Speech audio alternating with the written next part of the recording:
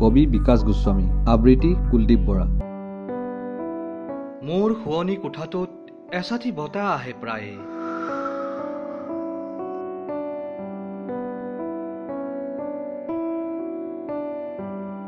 তেজৰ প্ৰতিটো টোপালত সোমাই পৰে বতাহ জাকত আহা তোমাৰ মৰমৰ কণিকাবোৰ। মোৰ শৰীৰৰ তন্ন তন্নত যেন তোমাৰ মৰমবোৰেই বাহ লৈছে। সেই মৰমবোৰৰ স্পৰ্শতেই জ্বলি উঠে মোৰ হিয়াৰ চাকিগছি, ফুলি উঠে বুকুৰ পদুম পাহি। তোমাৰ মৰমবোৰেই মোৰ সমস্ত, যাৰ পৰশত প্ৰাণ পাই উঠে মোৰ অন্তৰ আত্মাৰ সত্তা। এটা অনুৰোধ, দি যাবা মোক তোমাৰ মৰমবোৰ প্ৰতিপল, যাক লৈয়ে হয়তো মই সপোন দেখিম বৰ্তমান ভৱিষ্যতৰ।